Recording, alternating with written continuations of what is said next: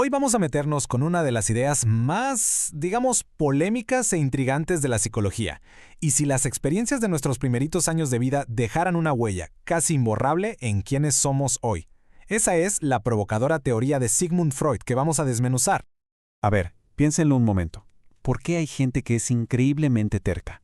¿O por qué otras personas son un desastre con patas? ¿O quizá se creen todo lo que les dicen? Estas preguntas, que seguro nos hemos hecho alguna vez, van directo al corazón de lo que nos define. Pues resulta que una teoría muy, pero muy influyente, sugiere que la respuesta está justo ahí, en nuestros primeros años. La idea es que estos rasgos de personalidad no aparecen de la nada, sino que son como ecos, ¿saben? Ecos de conflictos que tuvimos cuando éramos muy pequeños. Ok, aquí es donde la cosa se pone buena. Para entender esta teoría, tenemos que hablar de un concepto clave, la fijación psicosexual. Ya sé, suena algo súper técnico y complicado, pero créanme, la idea de fondo es más sencilla de lo que parece. Miren, según Freud, todos tenemos como una energía interna que busca el placer, a la que él llamó líbido. Conforme vamos creciendo, esta energía se va enfocando en diferentes partes del cuerpo. Bueno, pues una fijación ocurre cuando esa energía, por alguna razón, se queda como atorada en una de esas etapas de la niñez. ¿Y por qué se atora? Ya sea por recibir demasiada satisfacción o todo lo contrario, por recibir muy poca. Y esa energía atorada, dicen, es la que termina moldeando nuestra personalidad de adultos.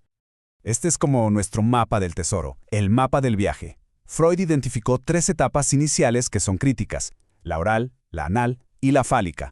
Cada una tiene su edad, una zona del cuerpo que es el foco principal y, ojo, 2 caminos muy diferentes que se pueden tomar según lo que se haya vivido. Vamos a ver cada uno con lupa. Vámonos al mero principio, al arranque de la vida. Desde que nacemos y hasta más o menos el año y medio, el universo entero de un bebé pues gira alrededor de su boca. Succionar, comer, morder, todo pasa por ahí. Aquí es donde se establece la primerísima relación con el placer y con la satisfacción de necesidades. Y justo aquí es donde la historia se puede ir por 2 caminos completamente diferentes. Dependiendo de cómo se manejaron las necesidades del bebé, pueden surgir 2 tipos de personalidades adultas muy distintas. Por un lado, la que viene de la sobreindulgencia, y por el otro, la que nace de la frustración. A ver, imaginen un bebé al que se le da todo, pero todo, al instante. Se cumplen todas sus necesidades sin que casi las pida. Bueno, la teoría sugiere que de adulto podría desarrollar una personalidad oral pasiva. ¿Y esto cómo se ve? Pues en personas con un optimismo que raya en lo ingenuo, súper crédulas, algo inmaduras y con una tendencia fuerte a depender de los demás para todo. Ahora, vámonos al otro extremo. Si el bebé vivió mucha frustración, por ejemplo, un destete muy brusco o difícil, podría desarrollar una fijación oral agresiva. Esto se ve en adultos que tienden a ser pesimistas, cínicos y que usan el sarcasmo y la agresión verbal como sus herramientas de batalla. Es como si esa necesidad de morder de la infancia se hubiera transformado en morder con las palabras. Bueno, dejamos atrás la boca y ahora el foco del placer y sobre todo del conflicto se mueve a otro lado. Entre el año y medio y los 3 años, el gran tema de la vida es el control de esfínteres.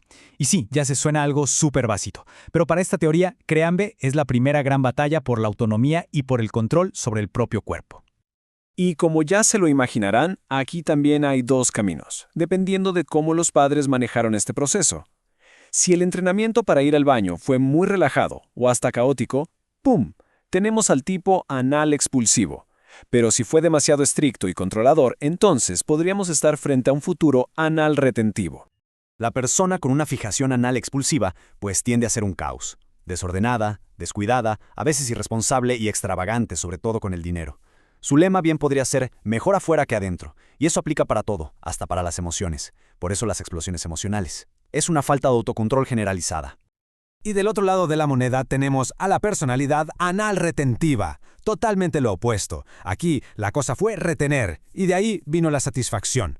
Esto se traduce en un adulto que puede ser rígido, muy terco, tacaño y, claro, obsesionado con el orden y la limpieza. Hay una necesidad casi compulsiva de tener absolutamente todo bajo un control extremo. Y bueno, llegamos a la etapa que, para Freud, es quizá la más compleja y, la verdad, la más polémica de todas. Entre los 3 y los 6 años, la energía se va a los genitales y es aquí donde, según la teoría, surgen sentimientos súper intensos hacia los padres. Los famosos y controvertidos complejos de Edipo y de Electra.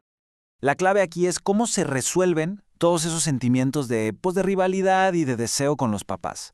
Si los padres, por ejemplo, sobrevaloran al niño, o el conflicto se resuelve de una forma muy superficial, se puede crear un tipo de fijación. Pero si el conflicto de plano no se resuelve bien, se crea otra muy distinta. Cuando hay un exceso de satisfacción o un exceso de apapacho en esta etapa, por decirlo de alguna manera, el resultado podría ser una personalidad vanidosa, arrogante, que siempre necesita ser el centro de atención y ser admirada. A veces, esto se relaciona con la promiscuidad como una forma de buscar esa validación constante. Por otro lado, si esas broncas de la etapa no se resuelven adecuadamente, las consecuencias, pueden ser bastante más profundas. Hablamos de problemas de identidad, una timidez sexual extrema y una dificultad muy marcada para poder formar relaciones de pareja que sean estables y sanas en la vida adulta. Ok, ya recorrimos las 3 etapas clave de la infancia que, según esta teoría, nos marcan a fuego. Pero, a ver, ¿cuál es el chiste de todo esto? ¿A dónde se supone que nos lleva este camino? ¿Cuál es la meta final?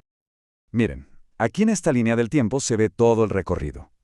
Después de toda la intensidad de las etapas oral, anal y fálica, la teoría dice que viene un periodo de calma, como un recreo, llamado latencia.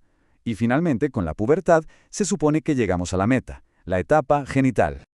Y aquí está el meollo del asunto. La meta final no es solo un tema de sexualidad, ¿eh? Alcanzar la etapa genital significa, en teoría, tener la capacidad de amar de una forma madura, recíproca, y de tener un trabajo productivo. O sea, ser un adulto funcional en toda la extensión de la palabra. Y esta idea lo resume perfectamente. Todas esas fijaciones de las que hemos estado hablando, en la etapa oral, anal o fálica, son vistas como esas piedras en el zapato que no nos dejan caminar bien hacia la madurez, impidiendo que desarrollemos a plenitud nuestra capacidad de amar y de trabajar. Así que para cerrar, queda una pregunta flotando en el aire. Y más allá de si nos creemos esta teoría al pie de la letra o no, la verdad es que sí nos invita a pensar un poco. ¿Qué huellas de nuestra propia infancia podrían estar, de alguna forma, dibujando nuestra vida de hoy? Una idea para darle vueltas.